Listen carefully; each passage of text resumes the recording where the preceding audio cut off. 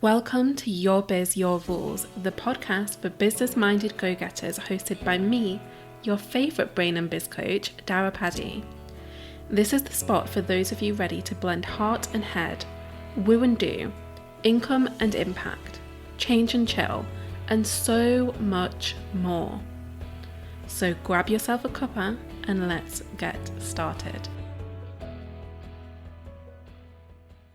Hello, and welcome back to Your Biz, Your Rules. This week, I'm beyond excited to be dazzling you with another interview from somebody in my little online business bubble. And this is someone who I don't even really know how to introduce, but I'm gonna give it a bash. Leeza Robertson is one of my very favorite spiritual creators. And by that, I mean she writes amazing books, she creates amazing decks, she supports people energetically and spiritually in her Patreon community. And she is one of the only people who I go to for support myself, who I trust with parts of my spiritual development. I'm very picky on that front. And I have had the honour of working with Leeza in various capacities over the years, and she just has so much wisdom to share. She has been building businesses for decades, and she is really one of the examples I look to when I think of building business the way that I want to build business. So, leading with my intuition, doing things my way, saying goodbye to old paradigm bullshit. And we're going to get into all of that in this episode. So I'm going to stop gushing and I'm going to let you hear from the woman herself. Okay. Hello, Leeza. Thank you for joining me today. It's a pleasure. I love chatting to you. The feeling is very mutual. So let's dive right in here. What is the rule that you love to break in your business? Yeah, the rule I like to break, I think, is actually a myth. So the myth I like to break is that you've got to work hard. Like somehow you have to devote ridiculous amounts of time to your work life in order to have success. And I have pretty much built multiple businesses doing the exact opposite. So I'm curious, was there a catalyst or a particular incident that made you realize, no, I'm not doing this anymore? I don't think I've ever actually done it. And I think what's really interesting is when I first started in online, it was around 2007. So it's been a long time for me. And one of the things that I noticed, because it was a predominantly male field, the online business, it's a lot more feminine orientated now. But back in 2007, it was very male orientated. And men do think about work very, very differently to women. And what I noticed was the women in this space felt like they had to double their workload in order to have the same success. And I was sitting in a conference in Austin, Texas, and I was like, no, I'm way too lazy for that. So and true, I am way too lazy to work 12 hours a day. Like, it's just not going to happen. My brain takes a little stroll about 4 hours in and it just never comes back. So I'm sitting in this conference room and I'm like, you know what? I'm just going to start asking all these men, how do they move through their day? Because they seem to have an awful lot of time to chat and get on calls and go golf and do all these really fun things. But the women in the room were like totally stressed out messes. So I just went around and just started asking them these questions like, so what do you do during the day? Do you work 8 hours? Like, how do you divide up your time? And it was so funny because all of them were like, no, I would never work that hard. Why would I work that hard? That's not a good return on investment. So I really started to take note of what they were saying. And when we left that conference, and it took me a while to like get a system that worked for me, and I think that's important too. But then I just took all this information home. And then as I was moving along, I just started like picking out bits of these things that I had learned and these answers that I'd got and started testing them. And that's when I realized that we really only need to put in at least 2 to 3 hours a day, as long as it's focused. We don't really need to do this 8-hour stuff. It really is a myth. And I think women get really caught on this. They have to outperform, they have to do better, they have something to prove, rather than just focusing on really what do they need and what do they personally want, and block out the rest of the world. I feel like I've read somewhere that it was someone like, it might not have actually been him, but somebody like Henry Ford who decided on this 8-hour day thing. Like that, it wasn't necessarily a thing prior to that, but he decided that this is what a workday was going to look like, because that's how he could effectively boost the productivity in his factory. And like that kind of working, it was made for extremely repetitive tasks that don't necessarily require a lot of thought or a lot of feeling or a lot of attention. And it's funny how we've sort of decided that we have to keep to those ways of working while doing much bigger and much deeper work with our businesses. Yeah, and I think like Elon Musk is a great modern example of that, right? Like he has been quoted many times of saying the only way to have success is to work 80-hour weeks, or work your 90 hour, like never sleep, never eat, like don't do anything. Um, and he and Vishnu Lakhani got into a massive online battle a couple of years ago about this, because, you know, Vishnu doesn't believe that at all. He's like, work less, you know, more focused, more concentrated, sparks of creativity.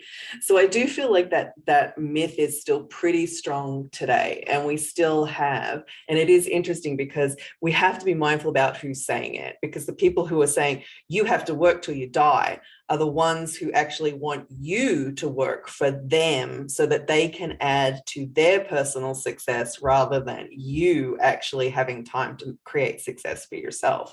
So it is this real mindset. You really have to be, where's the agenda? Where's the agenda? Who benefits from this myth of working hard, working long, you know, killing yourself for what exactly? I'm not entirely sure. Somebody else's portfolio and hedge fund, I guess. But we do have to be mindful. I think women especially have to be mindful of that, right? I think women in general have to be more focused on what they personally are trying to create, rather than setting themselves up to just be wage earners in their own business based on a model of somebody else's story. Yeah, I completely agree there. And what I've noticed recently is a lot of, even though we know this, so we know like it's not all about working harder, I've noticed a lot of language recently around I'll take it easy when, or I'll work less when. Like there's this sort of magical level that you have to unlock before you deserve to have your day feel like spacious and doable. Like, I don't know if it's a certain amount of money or another success marker, but it's this like, when this happens, then I can do that. Then I can chill, then I can work easefully. Yeah, the capitalist ego markers are a real brain fuck. And it is one of these things of like, I'm not saying there won't be times in your business where you'll work hard. There will, but like, especially when you're first setting up, like you do find that you are putting a lot more hours into things, or when you're wrapping projects up, it may need extended areas of focus. Absolutely. But yeah, as I said, that's really paying yourself a wage and setting your self-worth based on somebody else's story. And that's a very male-centric, capitalistic employer story, right? They want you to believe that, so then you'll be a productive member of society and make them more money. So again, it's one of those things of being really careful that you're not structuring your day, your life, your business, and your money around these concepts of people who are trying to indoctrinate a working class by setting the bar to a point where it feels totally unattainable, right? So you've got to work harder to get to this thing that's totally unattainable, because they want you to work harder in order to put more money into whatever it is that makes them richer. So again, it's the same thing. And it is one of those stories that starts to weave itself through your mind. And then you start to slip into all this comparison. Oh, well, I'm not doing this, so like I must not have that. Or wow, look at them over there. They must have done this in order to have that. And these stories are all imaginary. We're just making them up. We're making them up to beat ourselves down and saying that somehow we're not fitting into those metrics when the metrics actually don't exist in the first place. I also think the word hard is an interesting word because it has a lot of different meanings. Like some people will take that to mean busy. Some people will take that to mean like arduous, like physically painful torture. And we sort of gloss over all of like the full spectrum as if it's all one thing. And right. like you said earlier, there will be times when you're busy. There will be times when there is more for you to do. But that doesn't necessarily mean it has to be quote unquote hard. Like it doesn't have to be unpleasant. It doesn't have to feel draining. I think sometimes it will. I think sometimes it will. And here's why I think sometimes it will. I think because there will be times when we're doing things that are new and uncomfortable, and we are a little anxious about them because we're not sure if we've done them right. Mm-hmm. And especially those amongst us who either are recovering perfectionists or we just have a higher level that we like to put in the marketplace, which actually I've been trying to break down and get rid of that. Like I'm really trying to get to the point where like, I don't care what it looks like anymore as long as it's done. So there's the done method and then there's the perfect method. So I think there are times when it feels like all of that. And it's okay if it does, especially when it's something new, because it is difficult. It is difficult. It is tedious. It is stressful and draining when we're doing something new for the very first time. So I think for new business owners, it might be physically painful to see something all the way through to, you know, launch something because it's new. And every time we do something new, like this whole set of matrices just go off inside our body. The root chakra goes crazy. The solar plexus goes into meltdown. The sacral's like, oh my God, why are we doing this? We should never have done this. This is something we've never done before. And so I think we do energetically and vibrationally feel a level of discomfort that can feel difficult and painful and draining. So I do think we do have moments of that. And I think it's a little naive to think that will never happen along our business journey. But as we get used to doing this work, it does become easier. So therefore, the pain level or the ability to go, oh, I don't want to do that because I remember last time it was really horrible. It dissipates the more we do something. And that's about creating these good habits within our own self and within our own business that we can then easily replicate, which again allows us to work less and work smarter. But I think you touched on it there. Like, there's a difference between it being moments of difficulty or a period that just feels like, oh my God, why did I do this? Versus that just being the way business is, like a sustained mentality of this is how my business has to be. Exactly. And that's part of learning to work less hours and be more productive creatively. And when I talk about productivity, I do talk about creatively, because to me, that's the thing that most business owners struggle with, is that depth of creative production. And that's, for most of it, it's content, it's you know, the tiny little details of nuances. You know, Suzanne Evans, one of my old business coaches, used to always say, none of us reinvent the wheel. The wheel's already there. Like you're not going to do it again. You can't make it a triangle. You can't make it an egg. It's a wheel. It's always going to be a wheel. But how you paint it and decorate it is the unique aspect of it. And that's the creative part. That's the creative, productive part that all of us are doing inside of our business. And I think one of the things that trips people over is they're still trying to reinvent the damn wheel, rather than realizing that, no, we don't have to do that. It's done. Like, there really isn't that much new in business. We're all doing the same thing people have been doing since they were bartering fish and skins, like way back in the, 10th, 12th, 8th century. Like, business has not changed at all. I mean, in essence, it's I provide this in exchange for that. Exactly. We're building a relationship. You have repeat customers because they trust you. They like what you do, and then every so often you get a couple of new ones. It's the exact same model. None of us are doing anything different there, but we are creating this brand new like decoration to it, right? We're painting it our own way. And if that's true, if what we are doing is painting it our own way, then that's the key. That's the part that gets you through the myth and the struggle and the pain that you have taken on. Because if you're painting your wheel to make it like somebody else's wheel, then it's not yours, it's theirs. So really learning to have that creative production and put your own paint and your own design and your own wants and your own needs and your own desires and your own, results. That's what creates that beautiful, brilliant business that gets attention from the marketplace.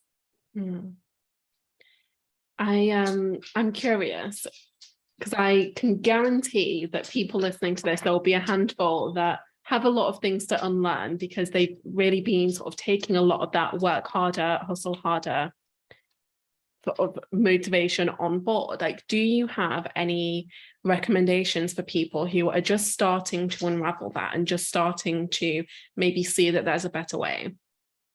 Oh, absolutely. Shorten your work days for starters. And you're gonna feel really guilty about it. You're gonna beat yourself up for it the entire time. But my trick is, and this is how I do everything, is get a timer, set it for 20 minutes, designate one task and one task only, hit the timer, do that task. Once the timer goes off, that task in any time that whatever you've done is now complete, get up and walk away. And then in 20 minutes, come back, do the next task and do it again. And only do that for like 3 hours every day. Like that's my big tip to like breaking that. But that's the physical productive side of it. The mental side of it, because that's what's going to trip you up. That's the bit that's going to trip you up, is that voice inside your head that says you're lazy, you're never going to be successful, you need to work harder, you're not doing enough. You're scrolling through Instagram, you're like, wow, I should really go back and get back into that busyness because look what they've got and I don't have that. So the mindset part of this is don't get on social media. Like, screw social media. Don't scroll through your phone. And if you do find people that trigger that in you, stop following them. Like, delete them. Get them off your feed. And the second one would be to spend some of that time right after you finish your 3 hour or 4 hour block of work to actually listen to a really affirming meditation that calms that central nervous system down. Because the central nervous system, when we're breaking a habit, goes bonkers.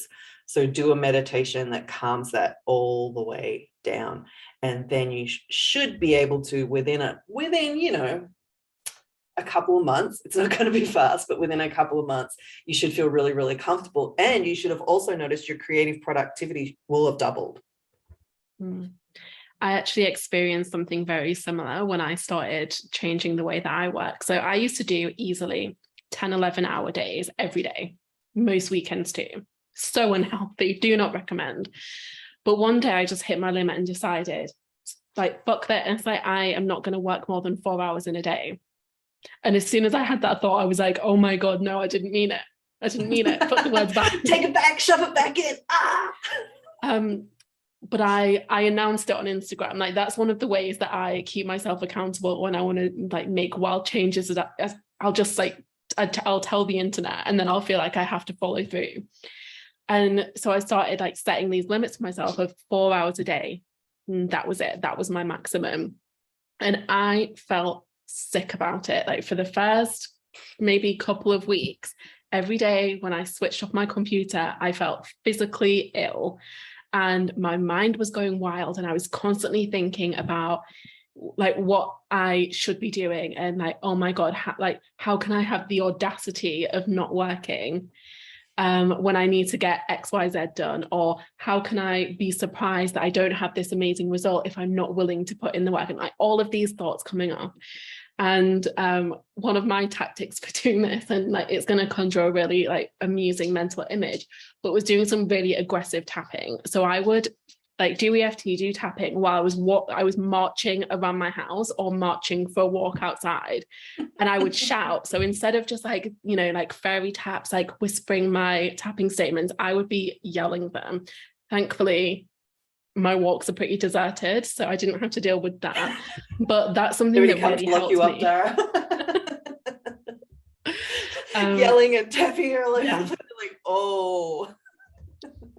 Yeah, clearly nuts over there. But that was one of the ways that I really managed to like calm those thoughts, calm my nervous system so that I could see it through. Because once I got to the other side of the discomfort, it completely transformed how I treat my business. Right. So yeah, fully in support of that tip. And here's the thing, it's proven. So like, if you really want to go and find someone who has created multiple 7-figure businesses who only works 2 to 3 hours a day, then go and check out Leonie Dawson. That is pretty much the formula she has used to build her empire. She does not work more than 2 to 3 hours a day, and she has built multiple 7-figure businesses in her time as a business owner. And so it not only is it doable, like we have examples that this can be done and your work does not have to consume you in order for you to have a level of financial, you know, hit whatever financial markers you've decided you need. But it can also be done by a woman. So, and I think that's important because I really feel the biggest overachievers that we have in the online space are women. Like, I feel like they're the ones who are like, feel they have something desperate to prove. And I don't know who they are trying to prove it to exactly. And sometimes that can be an age thing. Like I'm not 30 anymore. I'd like to forget my 30s actually. But I do think that there is this thing in your 30s where you feel really competitive. Like I feel like there's a competitive edge in women in their 30s, probably up till about 42, and then you just get tired. So then you're like, maybe there is another way. But I think there really is. And my advice to those women in their 30s who might be listening to this is stop listening to it. Stop listening to that competitive voice. You're not running out of time. You don't have to get it all done in 1 decade, but lay the foundation, because that foundation will grow. But slow down, because if you don't, you won't be doing this in your 40s because you'll have burnt out.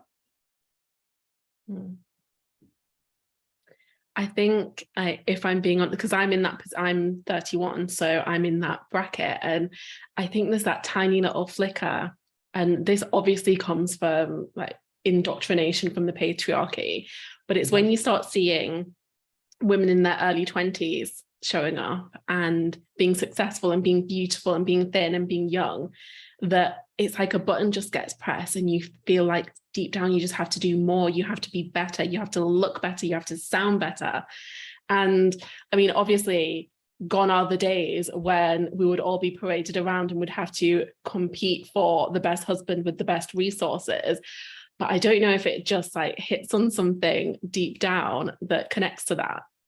Maybe so. But listen, I'm here to tell you that, yeah, really what you should be focused on, take it from someone who just turned 50. What you should really be focused on in 30 is actually your health, because that's the thing that starts to fall apart in your 40s. So in your 30s, and you really should be focused on health and setting up your business that actually promotes health and well-being, especially mentally, because I have seen it. I have seen so many women get to their early 40s and just fall to pieces, because they got super competitive in their 30s. And then they just couldn't hold it through the duration of another. Like, you can't sustain that energy decade after decade after decade after decade. You just can't do it. So if we can get to women in their 30s now and say, hey, guess what? You don't have to do that, because you have probably 4 more decades ahead of you where you're going to be creatively productive. And if you can set the foundation up now, not only will you be incredibly productive and successful by the time you get to your late 40s, early 50s, but more than likely you'll be in a space where you can do whatever you want, wherever you want, with whoever you want. And you will have the energy, the stamina, the mental excitement to leverage it so that you're going to have the best time of your life, rather than get to your 40s, be tired, burnt out, strung out, like your creativity has gone because you're like, I don't know what happened, but my brain doesn't work anymore, right? And then you're really getting into another panic as you get into your mid 40s and being like, now I have to catch up because I fell apart and all this stuff happened. And then in your late 40s, early 50s, you go into menopause, which for women can really, screw up your creative productivity. So my advice to those of you in your 30s, you young little beautiful beings, use this time for health and well-being. Set up a business, work smarter now so that your focus is on your body and your mind, because you're going to need that in the next 3 decades that are coming. Like, you really are going to need it. And I know in your 30s, you're not thinking about your 50 and 60-year-old self, but you right now are setting up the conditions that that version of you is going to pay for. So how are you investing in that version of you? Are you investing in having the good, amazing business that has been compounding revenue for the last 2 decades? And, it's so streamlined and so easy now that, you literally are just making thousands and thousands of dollars in your sleep. And you're so well rested and you're traveling, you've got great relationships and your body's still moving and you're not having to go to the doctor and you're not on prescription medication. And these things are a reality 2 decades from now if you burn out in your 30s. So this process of being able to slow down and really get focused on what you need and what you want for your personal life, put up the blinders, is so important in your 30s.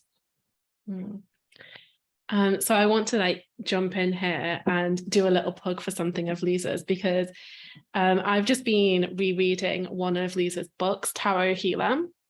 And I feel like this is an amazing tool for exactly what we're talking about now. So as a way to sort of make sure that you're not hitting that constant cycle of burnout in your 30s or beyond, because it really forces you to look at your energetic health in so many different areas and actually face what's going on, instead of, doing that thing that I think we're all guilty of at times, of saying like, oh, I'll think about that later. Like when I've done my to-do list, then I can think about my health, or when I've finished this project, then I can focus on getting more rest or doing this or doing that. So I'm going to pop the link to that in the show notes, because I highly recommend. I've already had 3 people buy it because I really think it's an absolute gem. Oh, thank you.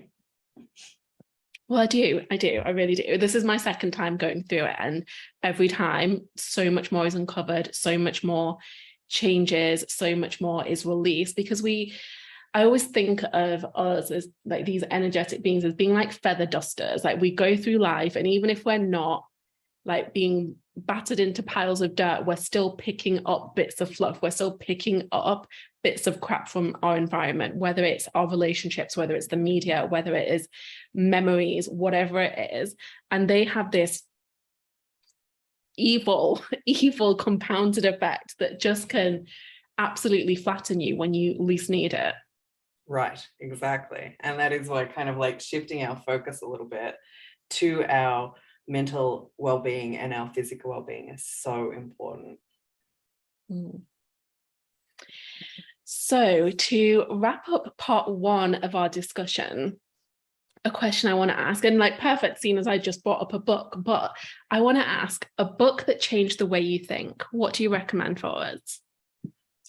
A book that changed the way I think. I think the book that really changed the way I think about money, because I think at the end of the day, business is all about money, is Sacred Success by Barbara Stanny. That book really changed how I thought about how we as women experience this whole patriarchal capitalistic thing. And it's not actually written in that bent, but it's such a good book. And the reason I like it is because she teaches this financial stuff through the Course of Miracles.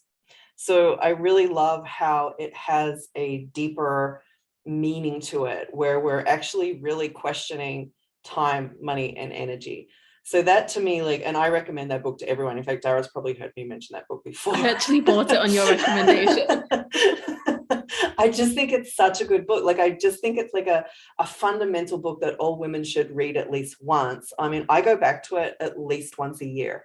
And now I'll use it like bibliography, like what am I not seeing? And I will use it that way. But that to me was a book that truly changed how I thought about everything. Yeah, I can second that, because I picked that up after you told me, I think twice, that I needed to read it. And it's one of those ones where if you actually sit there and do the exercises, it's not one of those ones to just passively read, but actually sit down, give yourself the time to work through it properly.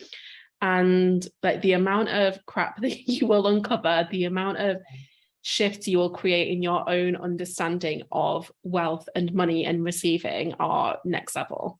Yeah, it's a really good book. I think, like, then if you want to go on to something that's more habit-based, so like that's the one I'd recommend for women for money, and men too. Like, I think men can really benefit from that too, because I think a lot of men are kind of like, they're still trying to figure out, if they're not breadwinners anymore, what does it mean for them? I think the next one I would recommend would be Atomic Habits. And I've read a lot of books on habits. Like, I like habit stacking and trying to do things in the shortest possible time. It's like my superpower.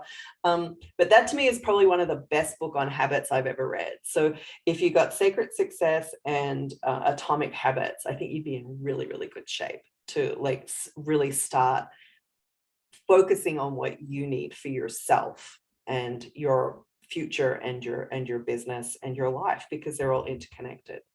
Well, I will add those 2 books to our Your Biz, Your Rules bookshelf.